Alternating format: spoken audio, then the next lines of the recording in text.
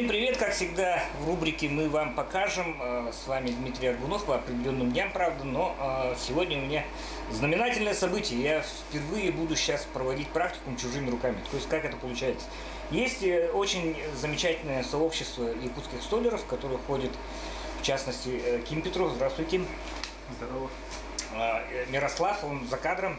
Появись, поприветствуйся с людьми. Да, нас тут целых трое. И мы решили сегодня сделать небольшой практикум по угловым соединениям. Да? Угловые соединения, это как, грубо говоря, сделать небольшую рамку для, возможно, для панно, для каких-то портретов и так далее, из вот этой вот дубовой дощечки. Да? Ну, на самом деле материал такой, и просто чем интересно. Ким всю дорогу сидит на сосне, на лиственнице, на березе, да? Получается. На твердых сортах у тебя, ну, мало что. Там ты резал паркет, ты резал там какие-то вещи, но такого, чтобы делать, конкретно что-то делать, у тебя такого опыта нет. Да? Я вот сейчас хочу, чтобы вы, дорогие друзья, просто полюбовались на натуральные впечатления от первого лица, когда человек берет что-то отличное от наших местных пород. От сосны нашей, от лиственницы. Кстати, лиственница — это очень хороший материал, если хорошо высушенный, да?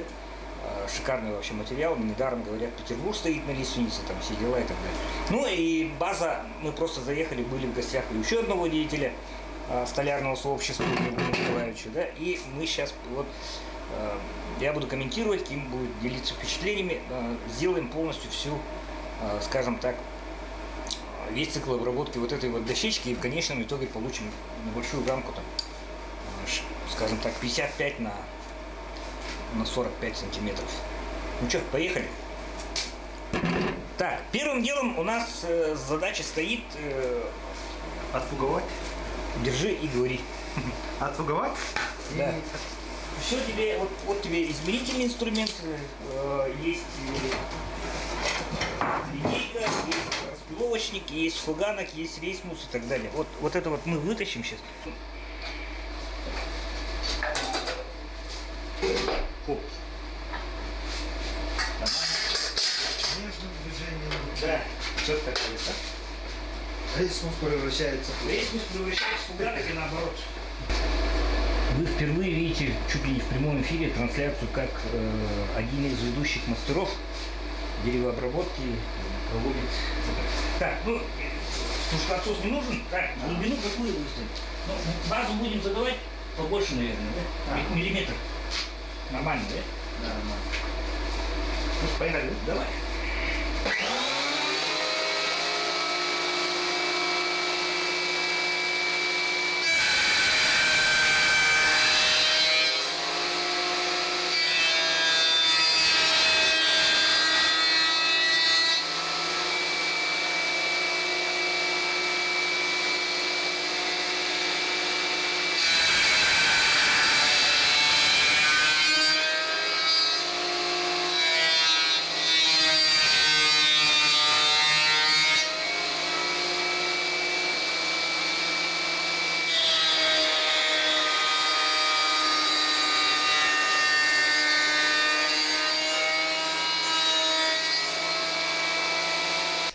Ну, дорогие друзья, вот прокомментирую, вот, какие операции ты проделал, получается, только что.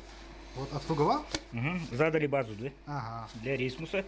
Сейчас будем расписывать. Угу. И задали сразу Угол 90 градусов. Давай проверим, справедливости ради, насколько... Ну вот. Ну, нормально. Ага. Нормально, иди. Нормально. Нормально, пойдет. Все, и теперь обратный процесс, и теперь наш фуганок превращается в рейсмус.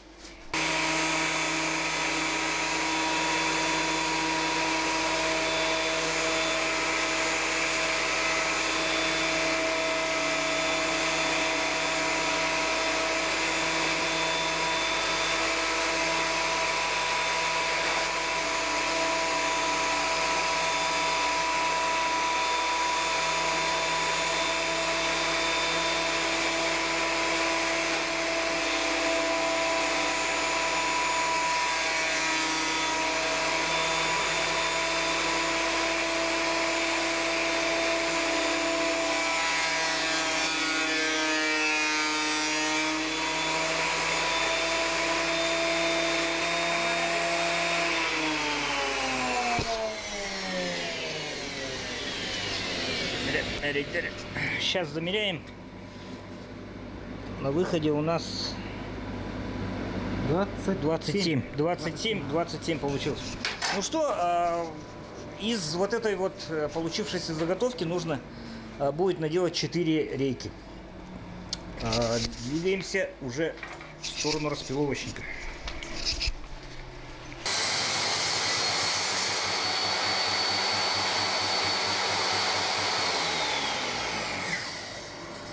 И, дорогие друзья, у нас образуется небольшая проблема.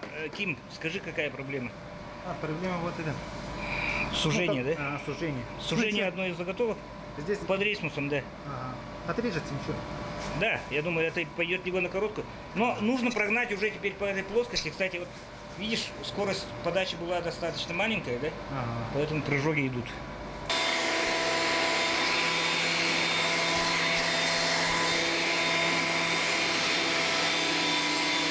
Ким пропускает через рейсмус.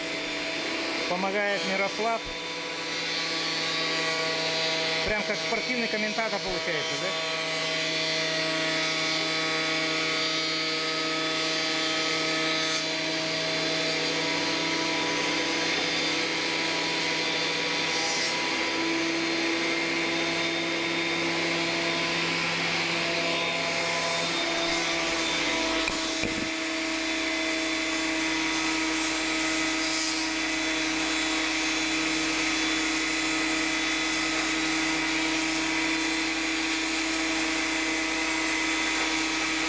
Ким, у нас получается 4 заготовки абсолютно идентичные, да? Ага. Все отполированы. Абсолютно одинаковые 4 заготовки из дуба, с которых мы должны сделать рамку для портрета. Вон того моего портрета, который висит на стене. Шутка. Шутка. Ну, следующий шаг у нас задание красоты либо профиля вот нашим рейкам, да? Заготовили полугалтель, это такая фреза полукруглая. Сейчас, когда на выходе, будет иллюстративно очень. И учет, вот этот сучок, он должен уйти на четверть. Так что просто вот эти моменты. Так, сейчас я отложу микрофон, и просто будет некий экшен в исполнении Кима Петрова. Я еще раз говорю, это один из лучших деревообработчиков хоббийного сегмента. Вот так вот, да.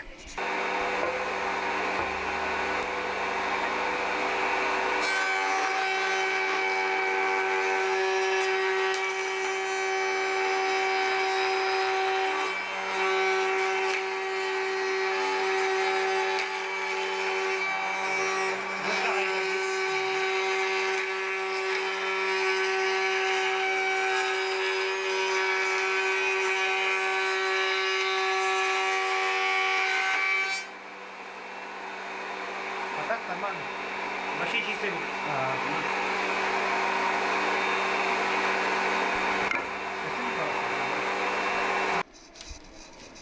Как тебе работать на моем фрезерном столике, Ким? Ну, фрезерный стол очень хороший. Подсветка ниндзя, Ага. прозрачная пластина, подсветка. Сам делал. Аппарат хороший. Аппарат нормально потянет.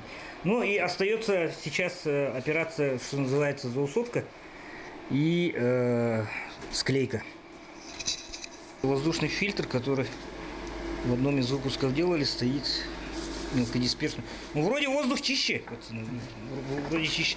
Так, это у нас лежит рабочая заготовка. Отложим его и возьмем, что называется, жертвенный кусочек другой древесины, и выставим сейчас высоту пилы. Просто рия.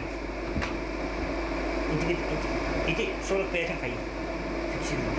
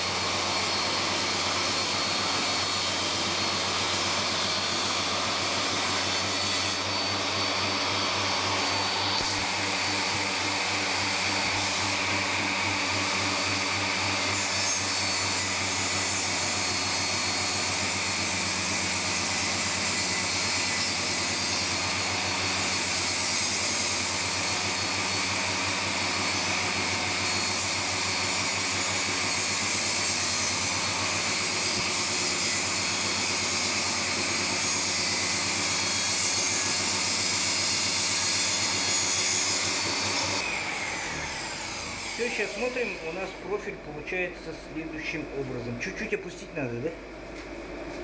Или... Смотри, то здесь вы будете как этого, патонаду, да. батнамба, да? Чуть. Ну, Ким, вот ты уже провозился полчаса, даже больше, с дубом. Как впечатление? Ну, впечатление, дерево очень твердое. И этот ножи должны быть, кажется, Идеально напущено. идеально заточены. И этот фрезы тоже должны быть хорошего качества. Не уставшие. Чтоб столов ничего там не было. Угу.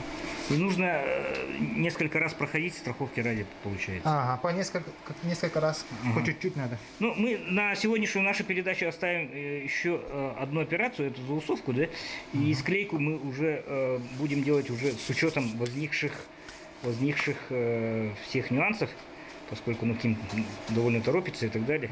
У нас остается последнее из вот этих вот реечек заусовать или нарезать под 45 по размерам рамку для картины. Ну и у нас финальная на сегодняшний выпуск операция — это заусовка при помощи торцевой пилы, то есть 45 градусов заранее мною выставлено. Но и в принципе рамка такая, что не требует особо такой тщательной геометрии. Ну, там полмиллиметра туда, полмиллиметра сюда, ничего страшного. И Киму надо учесть, что пила без плавного пуска, возможно, он привык к плавному пуску, и абсолютно нет разметки. То есть нужно будет сначала сделать рез, потом уже от параметров этого реза исходить на конечный рез получается. Ладно, первый рез на дуба на пиле DeWalt. Ким Петров, Сахасире. Бадут.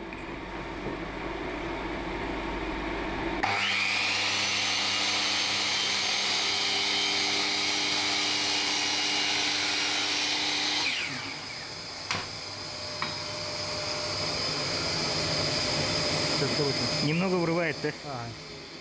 Чуть-чуть вырывает, но диск родной, карбидный, 40-зубый. Немного вырывает. И сказывается еще то, что тут нет этих нулевых зазоров нигде. То есть и горизонтальная площадка, и подкова, они без нулевого зазора. Ладно, пилим.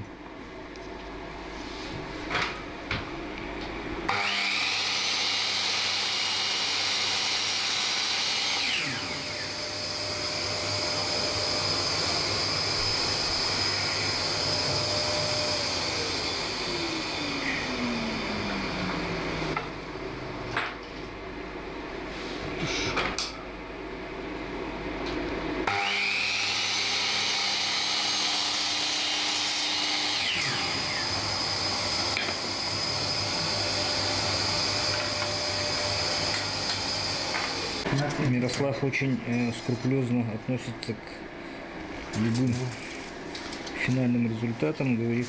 Рез вообще чистый. Это карбидный диск на 40 зубов. Очень жаль, что, возможно, с санкциями у нас будет ограничен доступ к такой Бренд продукции. DeWalt сам подразумевает качество, так и должно быть, наверное. Так. Ким заканчивает разметку. Правильно же, да? Ага. От этого угла же. Ага.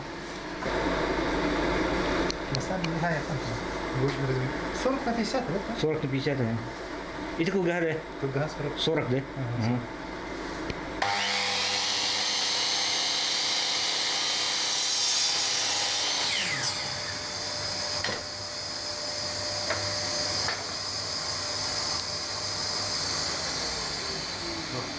Это мама-то. Ровно. Мама говорит, Клон, да? Совмещает один конец и очерчивает второй. Всегда полезно, когда смотришь работу других.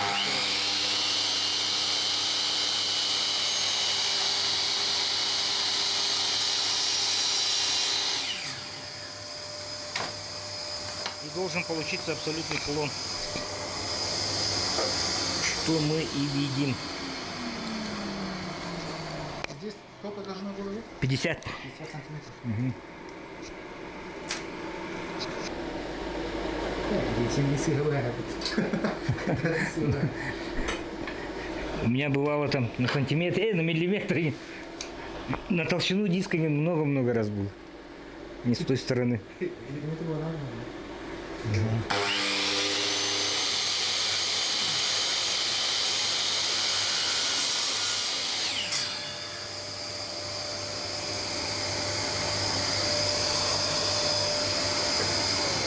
Ну, дорогие друзья, у нас время, отведенное на первую половину, к сожалению, истекает.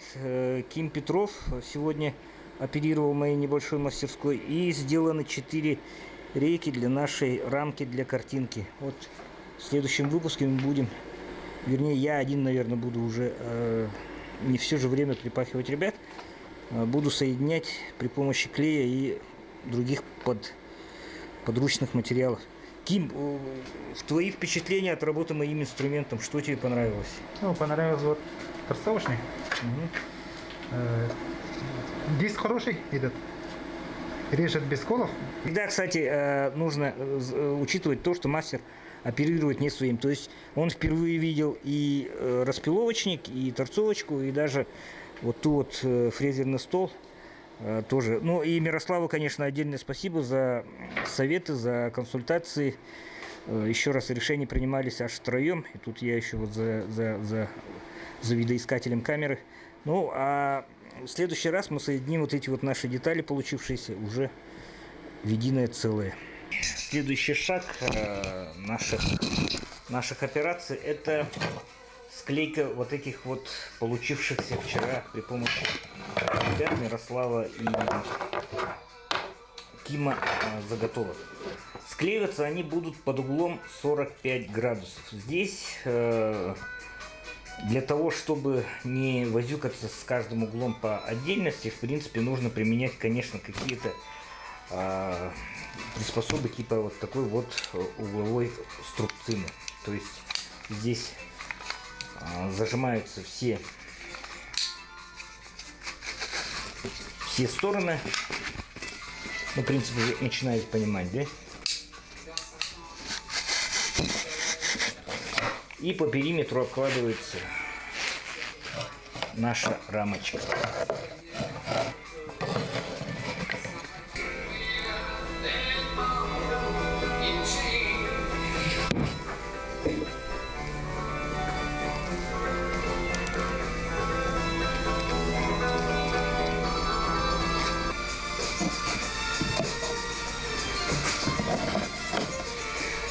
И все оставляем сохнуть на минимум на полчаса, желательно на часик. Мы же пока будем заниматься, скажем так, вопросом укрепления соединения либо на чем, либо на вставных каких-то вещах, типа делать приблуду вот на наш распиловочник и потом при помощи него делать продольные пазы под 45 градусов, или же мы обойдемся вещами куда попроще, прозаичнее, обычными металлическими уголками из строительного магазина. Но решение будет в любом случае уже после того, как все высохнет. Пока, еще раз говорю, мы оставляем всю эту конструкцию сохнуть под нагрузкой. Еще раз укрепим.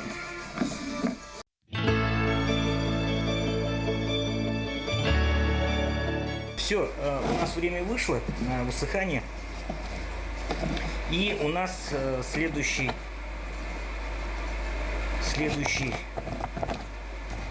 шаг — это укрепление получившегося клеевого соединения. Это вот такой вот мебельный уголок, с которым мы стянем уголки нашей получившейся рамки.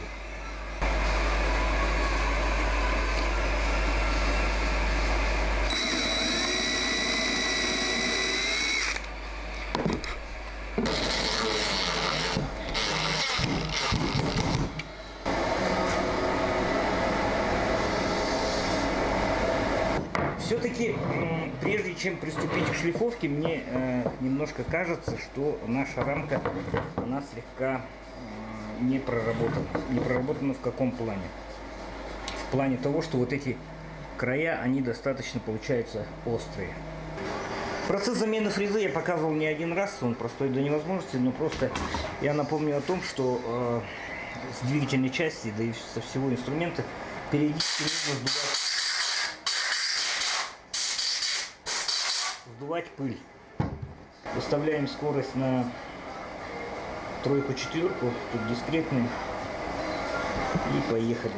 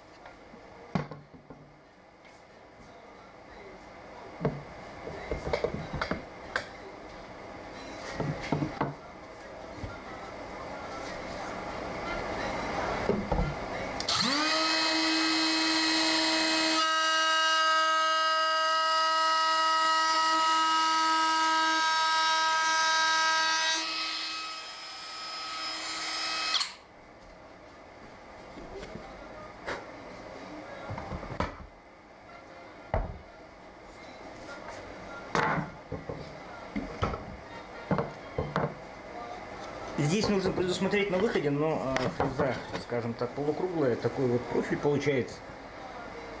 Вот такой. Поэтому, в принципе, особо можно не беспокоиться. Но по феншую, конечно, нужно было проложить там досочку. Я попробую обойтись без.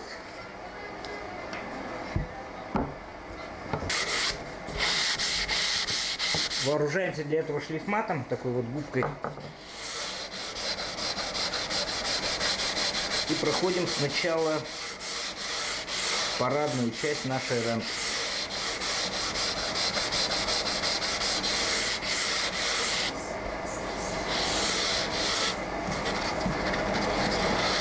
Закругленные части проходим вот этим профилем, тоже она тоже круглая. И особое внимание, конечно же, в тех местах, где выступил клей. Я предлагаю использовать так называемое датское масло, всего лишь финиш в одно покрытие, которое оставит, на самом деле, чуть подтемнит, вот дуб наш, да, но на самом деле оставит все как есть. То есть это не тонированное какое-то, не сильно глубоко, вернее, тонированное финишное покрытие, которое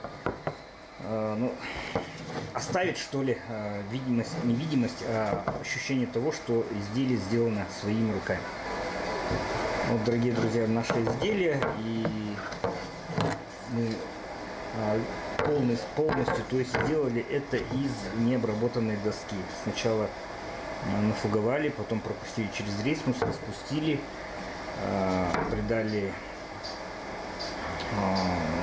профиль, выбрали четверть для того, чтобы сюда можно было вставить картину, и склеили, распилив под 45 градусов, и укрепили уголками. Далее мы покрыли, отшлифовали зерном 240 зерно и покрыли финишным слоем датского масла. Замечательное финишное покрытие для твердых пород дерева. Вот такое вот домашнее творчество в моем, опять же, исполнении. Любой труд, в принципе, нужно ценить, любой труд нужно относиться к нему с достаточным уважением. Делать даже такую очень простую вещь нам с моими коллегами, с приятелями понадобилось несколько часов для того, чтобы сделать, привести в окончательный вид. Спасибо, эта программа мы вам покажем, мы вам показали, как совсем с нуля сделать рукотворную рамку для какого-нибудь творчества.